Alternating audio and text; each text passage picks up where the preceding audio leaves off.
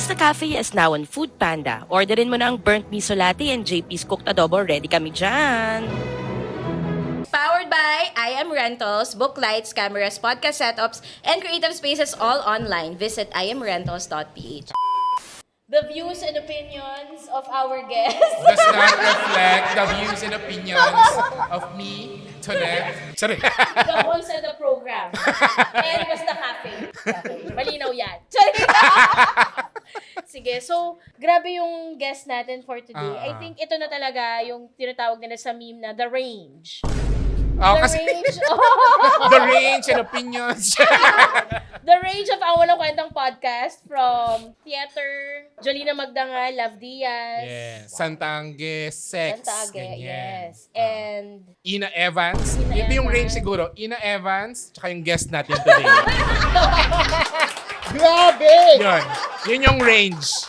I love Ina Dick, so today, hindi rin namin alam kung bakit tayo umabot sa ganito. I feeling ko aabot at aabot talaga Totoo tayo din naman. sa point Actually, na medyo ito. late na nga eh. Medyo Oo. late to. Kasi nga ngayon lang tayo ulit nakapag-recording. Mm. Ang dami nang nangyari. Nung unang pumutok yung... Actually, nung kanina, nung binabalikan ko, grabe 7 weeks. 7 weeks lang pala yun. Simula August. nung ano. Sona. Simula Sona. nung Sona. Ang dami na nangyari. The Pandora's Box Totoo. has been unleashed 7 weeks lang. by a Marcos. True. Very Machiavellian, di ba? Oh, Why? Nabigat Tonette. niya. Tonette spell totoo. Machiavellian. give me an M. You got 2 letters. Hindi, di ba sa ano? Pero yun, tingnan natin mamaya yung timeline. Oo. Kasi ganun lang pala yun. Lahat ng to, in 7 weeks and counting. Yes. Ongoing pa rin Tapos, siya. Galing ng mga Marcos, no? Actually, today, kaka-resign lang nung House Speaker. The outcome, the consequence. So, nirecord natin, anong date ngayon? Nirecord natin to ng September September 17. 17. So, ang nangyari today ay nag-resign, natuloy. Natuloy na. Kasi kagabi, tinatanggal pa lang yung mga gamit, di ba? May video, tinatanggal yung mga gamit. Parang Game of Thrones, no? Yung parang may bulungan na naman yung mangyayari, ganun. Tapos parang before that, tama ba? May meeting na hindi pinapasok. Emergency. May hindi pinapasok. Ganun level. Kasi ano pusa. Meow, meow, meow siya eh. Tao lang pwede sa office. So, bawal. Tapos after nun, tuloy na. Biglang nag-resign. Merong speech na Utmost humility, full heart, Nang nakatayo. clear With a full conscience. heart. Yes, sabi. Full heart And a clear conscience. Grandstanding din. Hindi naman pwede sa Senado lang may grandstanding. Oo. Tsaka hindi Diba? lang sa Quirino. Totoo. Tapos after nun, biglang, nandun na agad. Palit ating na. bagong House Speaker. Oo. From one Marcos loyalist to another Marcos loyalist. Yes. Very scripted. Ganun lang. Safe. Di ba? Kasi gusto mo bang ma-impeach si BBM? Kasi kung matanggal si Romualdez, yun ang biggest fear. Not just by me, no? Baka kayo, takot din kayo, di ba? Kung ma-impeach si BBM, sino ang aangat? The first vanguard dyan is the House. So Martin Romualdez was always needed there. But of course, syempre for politics, he needs to optics show na hindi na ako pwede dito. Di ba? Pwede din akong investigate. So step down ako, resign. Pero kanino mo ibibigay yung changing of the guards to another Marcos loyalist? Kasi Isabela Province. Congressman D is from Isabela Province. Solid North. Solid na solid. Anong political party ni Congressman D? Partido Federal, which is the political party of the President. So bawal na mag-impeach ulit against BBM. For now. Regardless of your political views, real politic lang yon. That's the real politic. Meaning, Yes. the reason why nagkaroon ng resignation and changing of the speaker is not a negative against BBM. It's part of the theater. Yes. It's managed Yes. theater. It's a script. Pero itong kinakabahan na ako. Tuloy pa ba natin? Magpakilala kaya muna tayo. Maayos naman yung mga Parang- sagot ko Ayos nga. Magpakilala muna tayo. Machiavellian, real politic. Di ba? Ganun yung real politics. Kasi we're not here to attack anyone. We're just here to describe. Yes. Descriptivist. Kinakabahan ako. Magpakilala muna Buti tayo. na lang may edit. Oo, pakilala muna tayo. Hindi ba tayo live? Live tayo. Live tayo sa Zoom. Live tayo Tsaka sa sa Zoom. kanila. Yun. So kung may edit up, sila lang ang Yes. makakaalam. Marami tayo. Tayo ay 65,000. Dito Yes. sa Basta Cafe. Mag-ingay tayo. Oo. At 10 p.m. Yes. Oo. Mga hakot na, may mga bayaran namin yan. Kulto yan, kulto. Oo, nabigay kami ng ayuda dyan. Nagulat niya ako, crowded. Sabi ko, grabe, siksikan. Eh ako introvert, sabi ko, oh my God, it's so intimate. Nasa kanan ko si Direk Tonet, nasa kaliwa ko, Direk JB, first time natin mag-meet. True. Sabi ko, oh my God, yung introvert in me is shaking. Tinapala ang katapat ng mga yan. Tapos sa Zoom, ilan tayo sa Zoom? 76,000. 76,000. So, malamala 130,000 tayo. 130,000 ang mga Pilipino ang talagang tumututok ngayon. Wow. At karamihan dito, itong 130,000 Ay Marcos pupunta. loyalist.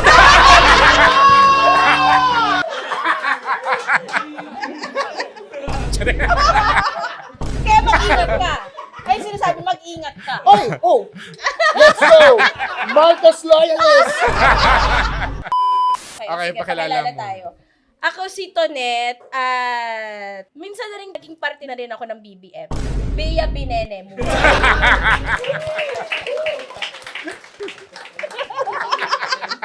Mahiya naman kayo. Ako si JP. Mag-introduce din ba ako? Yes. Ano po, Attorney Jess Falsis, Taklesa. Oh, yun lang. Parang feeling ko, ano yun? Warning. Eh kasi wala naman tayong beholden. We're not beholden to anyone. So we just have to state things as it is. We speak truth to power.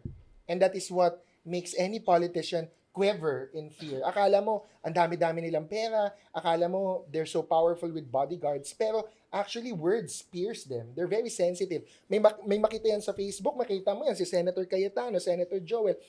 Makikita nila pag may nagkikriticize, nagagalit sila. So if you speak truth to power, you're more powerful than all of the billions in flood control and all of the bodyguards in Congress. Tama. Forthwith. Yes. Wow. So, si Attorney Jesus Falsis, para sabi niya Jess na lang daw. Pero si Attorney Jess ay lawyer, political analyst, and LGBT advocate. Yes. Yay.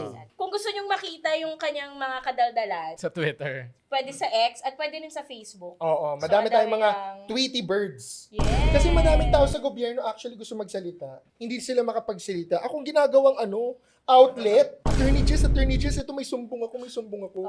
Post mo. Hindi naman lahat pwede kong i-post. O, sabi ko, sige, i-vet ko. O, sige, check ko muna. Ay, wait, libelous, wag. Ay, wait, wala pang evidence yan. Ay, wait lang, gano'n. Ano ba yun? Bakit may due process pa sa Dapat post na lang agad. Siyempre, hindi pwede. Siyempre, matitira din yung credibility ko, di ba? Taray, totoo yan. Sumbong-sumbong. Kay Bonggang. Oo. Dito na kayo magsumbong. Galing ni Michael. Diretso pa! Okay, at ito ang Walang Kwentang Podcast. Yes. Hindi namin alam kung ano tatawag dito, so baka corruption memes na lang. Yes, corruption. Kasi I'm memes. sure meron ka rin Corruption sarili- Corruption eme. May mga sarili. Di ba dati corrupt ka? Yes! Oo. Yan, no? Actually, sa Taytay, kaya hindi kami binabahado. Wow. Wow. Siguro naman pag binaha kayo, bahala kami lahat dito. Hindi lahat naman tayo corrupt eh. Sabi ni Cayetano serious and joking, Tama. di ba? Lahat naman daw tayo corrupt eh. Oh. And ako, hindi naman din ako magmamalinis, no?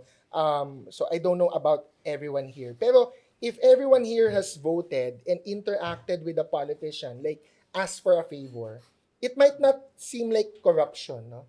Pero it could start there. Na parang, mayor, may ko, yung nahuli yung kotse ko or what, or yung sa barangay, pwede po bang patulong, ganon. That might not seem like corruption. But actually, it's the start eh. You're asking for favors. Yes. And then syempre, ewan ko kung may mga nakakuha na dito ng ayuda, di ba? Or vote buying explicitly. Kung meron, hindi ko ginajudge yun. That's just reality. But that's also part of corruption. So lahat tayo corrupt. So tama si Hindi. Hindi. Joke lang. Eme lang. So diba? may free pass si Cayetano. Hindi. Eme lang yun. Uy, pero sumagot si Sir Lino. Ang sabi? Sumagot siya na Direct Lino Cayetano. this is the kind of statements that will spark anger from the people. Saying na, okay lang naman maging corrupt.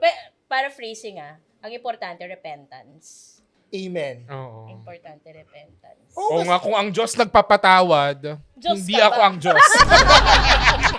Pwes! Ano ka, Nepal ka? Nepal, Indonesia. Oo. After kumanggulo, ayusin ko din. I think kailangan nating pag-usapan yung mga ganitong bagay kasi hindi pwedeng sa podcast happy-happy lang. Oo. Pili-pelikula, chika-chika about Santa Angge, about sex, Kasi, romance, oo, ganyan. hindi tayo makakapagsalita, makapagkwentuhan freely ng iba't ibang topics kung hindi natin napag-uusapan yung mga importanteng bagay. Yes. Oo. Yung talagang pinaka looming above our head. Tsaka you pay taxes eh. True. Oh, so dapat pag-usapan nyo din. Totoo. Di ba, magdadrive ka, binabaha, malilate ka pag uwi, matatraffic ka, or worse, magka-leptospirosis, whatever, di ba? Magkaroon ng sakuna. We're all affected talaga by the corruption. Actually, ito ang flood control na controversy. Parang dito nagkaisa lahat ng mga Pilipino, Kesyo, Pinklawan, BBM, DDS. Hindi yung EJK, hindi yung kung anong mga issue. Pero ito, yung baha. Kasi wala siyang pinili. Wala siyang piniling kulay. Totoo. Walang exempted. Walang Wala, exempted. wala. Debilitating. Ito talaga yung debilitating na issue na physically pwede kang mamatay, hindi ka makapasok sa Yeah. school.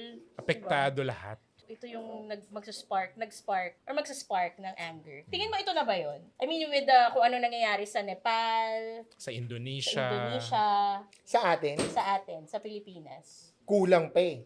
Kasi ano naalala ko, medyo matanda na ako EDSA 2, di ba? Ang isang reason talaga, ewan ko sa mga wala pa noon, no?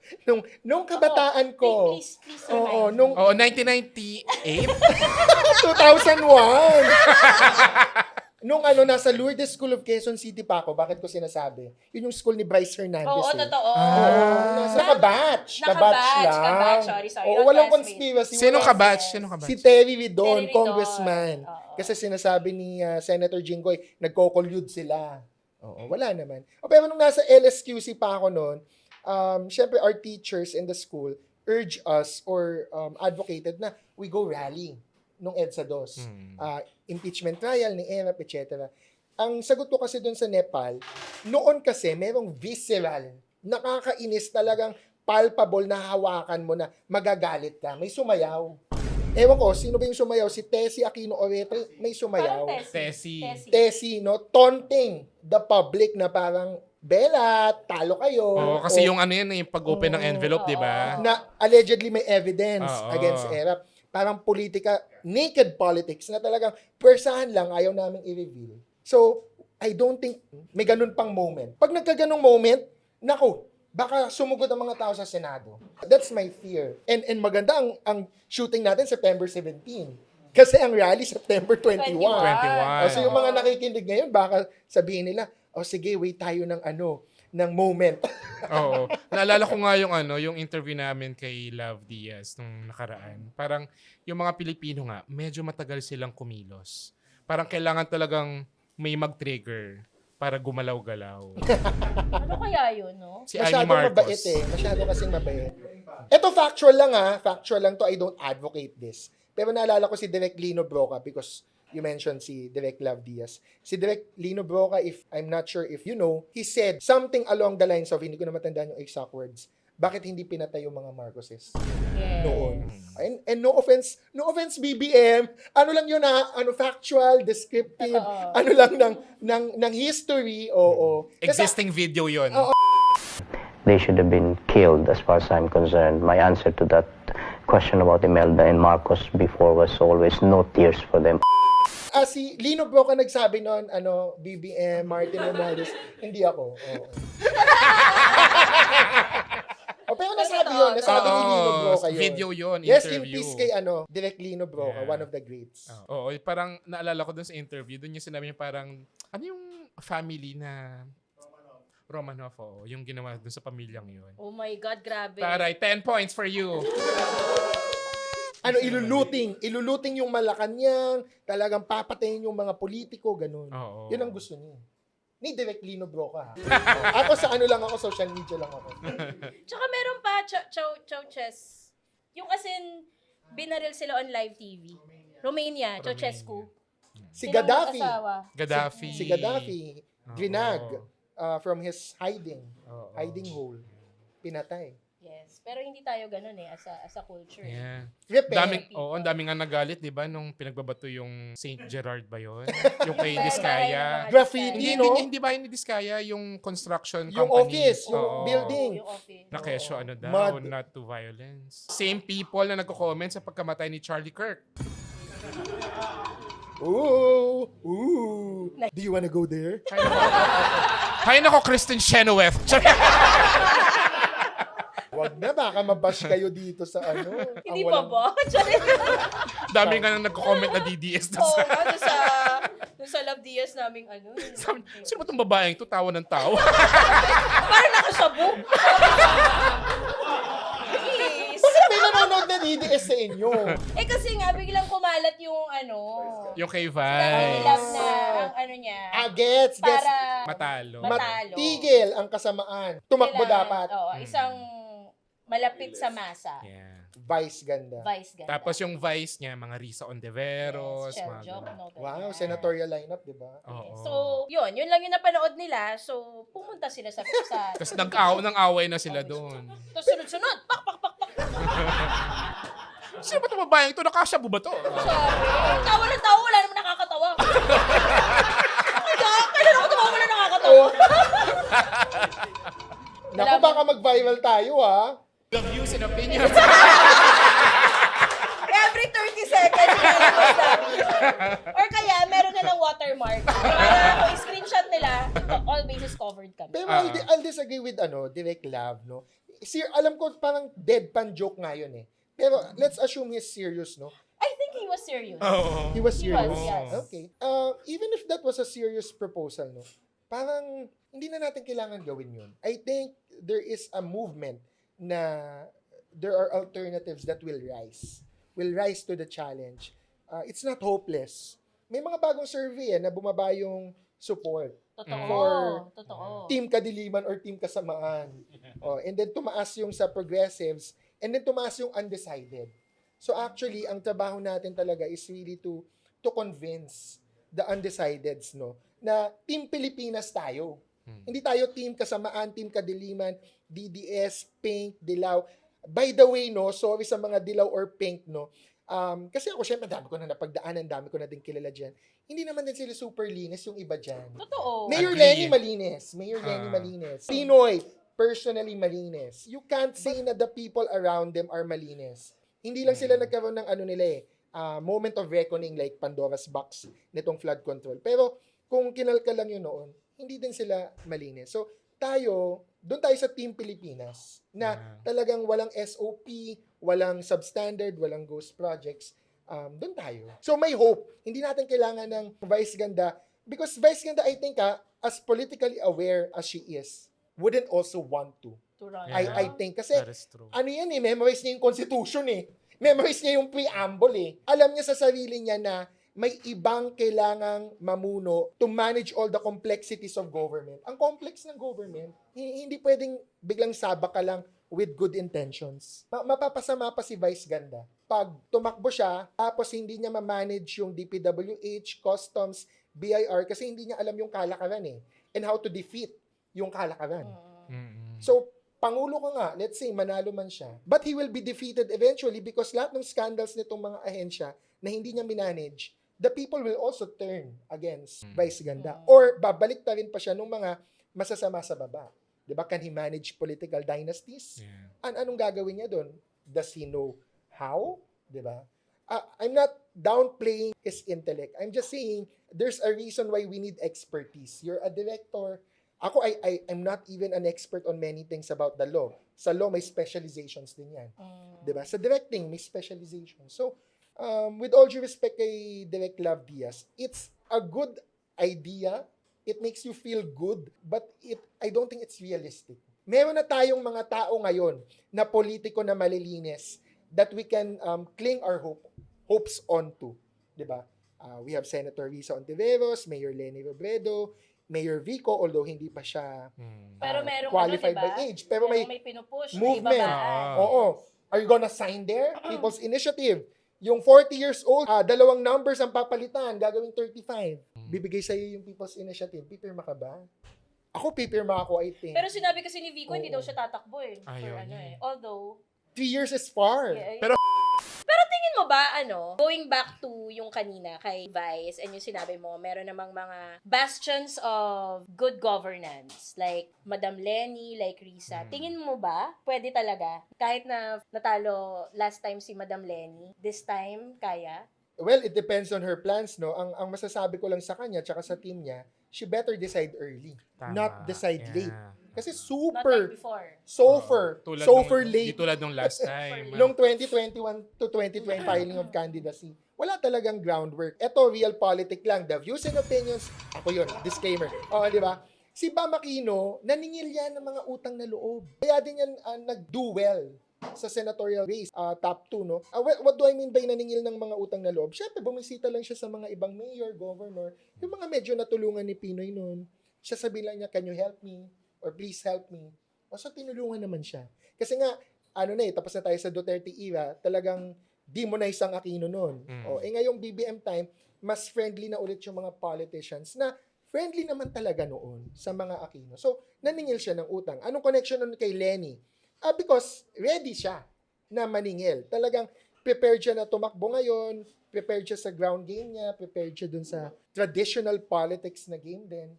Diba? So, si Mayor Lenny ang tanong, if she's going to change the game, of course, hindi naman siya magtatrapo, pero she has to prepare early. Ano yung mga gagawin niya to secure the votes and the dynasties? Because at the end of the day, may dynasties pa din eh. So you have to get some of them. You have to get their support. So to answer your question, I think kaya. Kayang-kaya. Because hindi lang naman yan si Mayor Lenny eh. Si Vico, kung hindi man yan tatakbo, he's still part of the good governance, quote-unquote team. Diba? So, I'm sure he will help. And then you have Senator Risa. If Mayor Lenny runs for president, hindi pwede si Risa. Baka mag-VP siya. Diba? Or Lenny Bam kasi. Ang naririnig ko ngayon, Lenny Bam or Risa Bam. Kasi baka si Mayor Lenny still wants to stay in Naga. So, anyway, ano lang naman tayo eh. We will support Team Pilipinas. We're not supporting them because they're Lenny or Risa. We're supporting them because may napakita silang track record na hindi sila nagnanakaw, may maganda silang policies, may legislation, may mga good ideas. May plano. Pero yun parang significant number talaga yun eh. Nakalimutan ko lang yung percentage ng 35% ang undecided.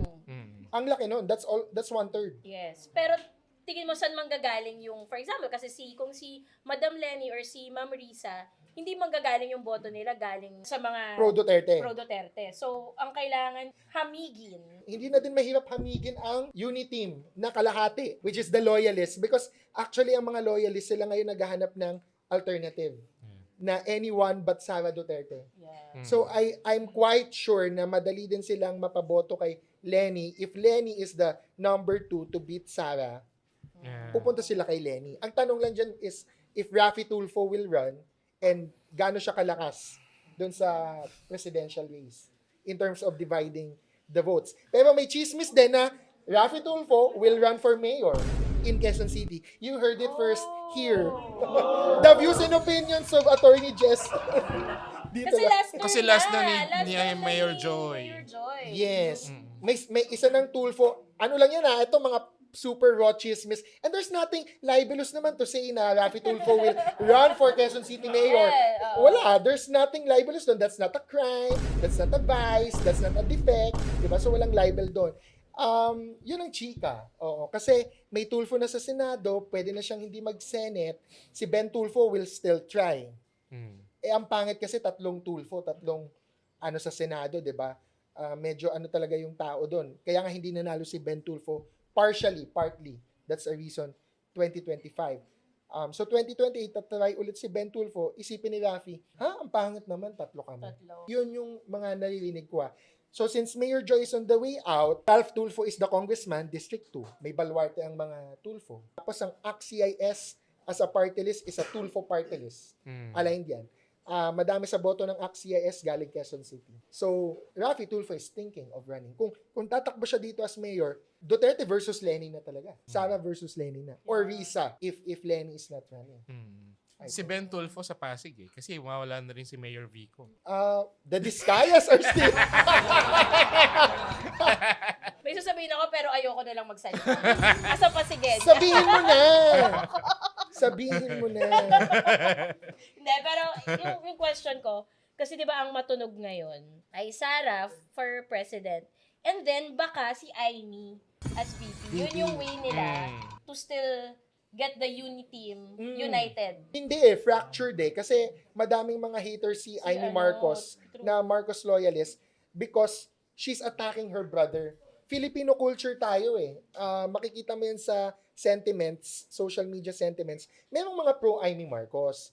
Pero yung mga Marcos loyalists, fractured na yan. Kasi just because Amy Marcos siya, they won't support her na daw because trinador niya or tinatrador niya yung sarili niyang kapatid. Diba? Pero of course, ito naman tayo, let's take a step back, history lesson tayo, the views and opinions of Attorney Jess ulit tayo. Baka naman kasi, it's a very Marcosian tactic. Ang Marcosian tactic is nag-hedge. Si Amy Marcos pwedeng pinaplastic lang niya si Sara Duterte. Para... Huwag sanang marinig. Hindi, alam mo si Sara Duterte, hindi naman din siya bobo Kasi nga tinetesting din niya si Amy. Intelligence comes in many forms. May multiple intelligences. Sa politics, may intelligence si Sara Duterte. We shouldn't underestimate her, no? So, lagi niya sinasabi, hindi ko nga alam bakit ako bini-BFF niya ni Amy Marcos sige, kasuhan niya muna yung kapatid niya or parang may mga statements si Sara before na she wants Amy Marcos to prove her loyalty. The Marcos tactic is, kung si Sara nga maging presidente, ang tactic is, si Amy Marcos kuno yung good cop, bad cop. So, para mas spare yung pag-freeze ng assets, pag-hukay mula sa libingan ng mga bayani, and kung ano-ano pang pwedeng gawin, di ba? So, nag-hedge sila just in case kung mag-VP siya for Sara. Pero, hindi ko masasabing strong tandem yon if yun yung question mo pala kanina, balik tayo doon. Ang formula kasi noong 2022, Solid North plus Solid South. Yes. Madami na, I think, sa Solid North will lean towards Lenny because itong mga pro-Bongbong, pro-Martin Romualdez, they cannot stomach a Sara Duterte presidency. So baka dapat ang bise, kung si Madam Lenny, ay South. Ang tanong, sinong South? Yun nga sinong South?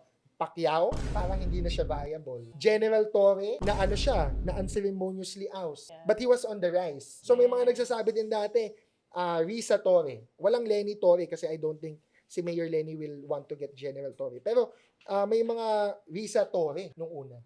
Pero ngayon na-kick out kasi si General Torre. So it's also a question how viable he is. Pero napaka-charismatic niya. Ano yun? Si General Torre may social media sentiment monitoring din. Mataas siya sa Mindanao, sa Visayas. So magandang formula sana yon. Risa NCR, Risa Luzon, kasi the Marcoses also love Risa. Kahit anong sabihin mo na hindi sila same politics, they would prefer Risa over Sara. Especially aligned si BBM at Risa on geopolitics on the West Philippine Sea. Okay sila dyan. So yun sana, Risa Torre, pero wala nang General Torre ngayon. So anong dyan? Next formula. The next formula is Bam Aquino for VP. Kasi ang thinking Kasi nila, lakas niya sa South, di ba? Ang dami niya Lakas niya nung nag-top 2 last. siya, madami siyang nakuha sa Visme. Kaso, ang question mark ngayon, will that still be true given na kaya naman siya tumaas is because nag-play safe siya sa impeachment. Before May 2025, nag-play safe siya Nakuha niyang INC endorsement. So, ang question sa 2028, nakukuha din ba niya yun? Or will the Vismin na pro Duterte say, hindi, niloko mo lang kami, ginamit mo lang din kami. Baka hindi na siya iboto. Yung INC block, voting block, you think it's still as powerful as before? The numbers? The views and opinions of Attorney Jess. Sa Quezon City, very powerful. Okay. Quezon City, very powerful. Sa national, in terms of the last place na senator, powerful. Kasi hundreds of thousands of votes lang pwede ka malaglag sa Pero sa president and vice president, sabi ng most political scientists, and based on the data, it's not as impactful sa presidential or vice presidential race. Lalo na kung, kasi nga ito si BBM medyo, landslide. Si Duterte, ang laki nung lamang niya. Hindi siya landslide do ha. But people call it a landslide. That's wrong. Hindi siya landslide. Plurality lang siya. Sa presidency, pag siguro 4 or 5 ang malakas na presidente, malakas ang power ng INC sa president. Pero sa senator, definitely may impact on the 12, 13 senator. Sa Quezon City, sa ating favorite city, kasi dito ko nakatira, di ba? May impact yan. Mayor, congressman, tsaka councilors. Madami nang natalong councilors dahil hindi sila dinala ng INC. May mga congressman na lumusot, may mga congressman din na hindi lumusot. Sa mayor, well, most mayor candidates try to appease INC. Oo. And I use appease in a negative connotation.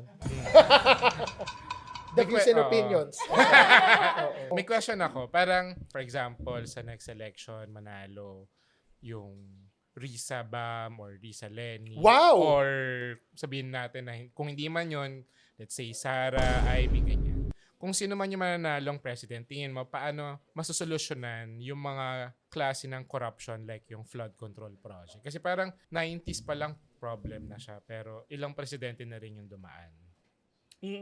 Well, ang dyan is proposals ni Mayor Lenny, ni Mayor Vico, and Senator Risa. First, you need a really strong FOI.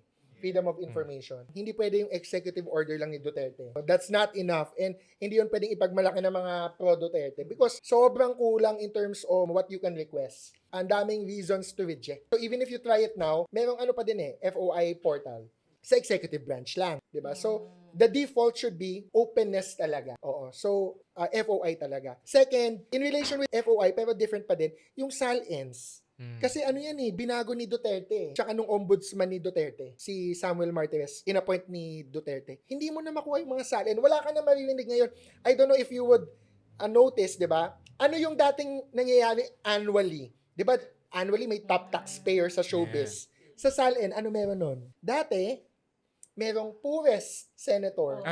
Richest senator. Okay. Anong basis? Yeah. SALN. Wala na ba yun? Hindi na natin, wala na tayong balitang ganon. Sino ang poorest senator dyan? Sino pinaka-purita? Which we usually equate na hindi corrupt. Di ba? O, tapos titingnan natin Kaya yung laging riches. Manny Villar yung nasa Di ba? riches. Pero ibang usapan yun, malalim na usapan yun, Manny Villar, kasi that's political economy. The marriage of politics and economy. Oo, kasi businessman siya. So, ginagamit niya yung politics for negosyo. Pero yun, FOI, SALN, bank waiver secrecy, bank secrecy. Ako, hindi ko alam kung may nag-raise na. Parang may nag-raise na. Pero ako, I believe all government officials do not have a right to bank secrecy. So, dapat i-abolish yun. And that can be abolished by law. Hindi lang constitution.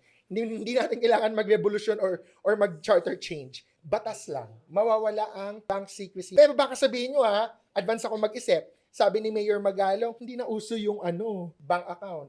Ano nang uso ngayon? Condo. Room vault. Oo.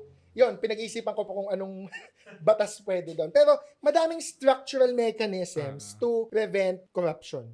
Hindi lang talaga pinapasa because wala sa interest nila. Aside yun sa political dynasty, we have to ban that, we have to pass an enabling law. I think that will help solve it. Kasi kapag hindi na yung dynasty, hindi na pamilya nag-usap-usap, kailangan mo pang kumuha talaga ng ibang tao na kakontsaba. Ang hirap. Pero pag pamilya mo, ang daling kakontsaba. Diba? Oh, anak, sige, pirmahan mo lang yan. Sige, pwede mo lang sabihin yun Anak mo yun, anong gagawin niya?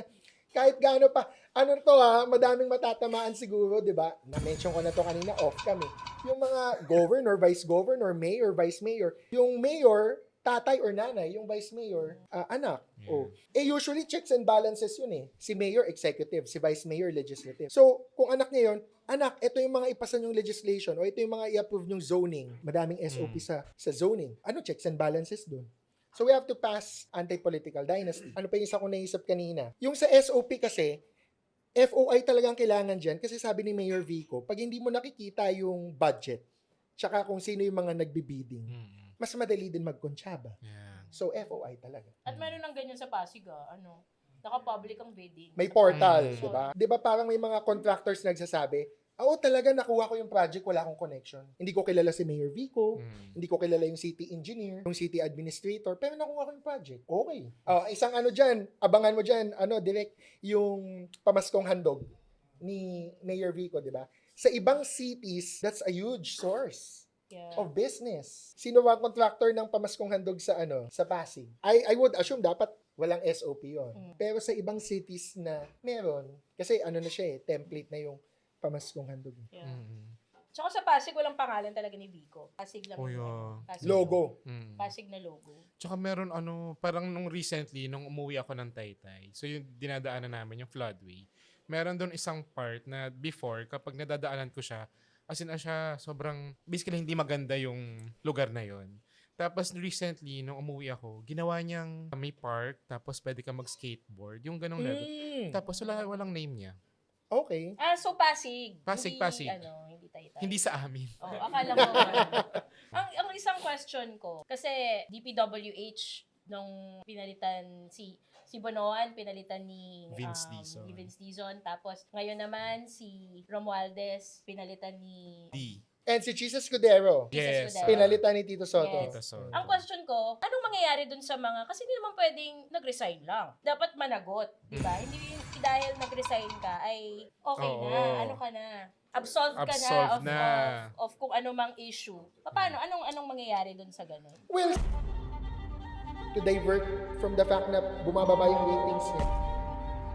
Eventually, lahat sila acquitted or on bail or na-dismiss na yung mga kaso. Sino nag-dismiss?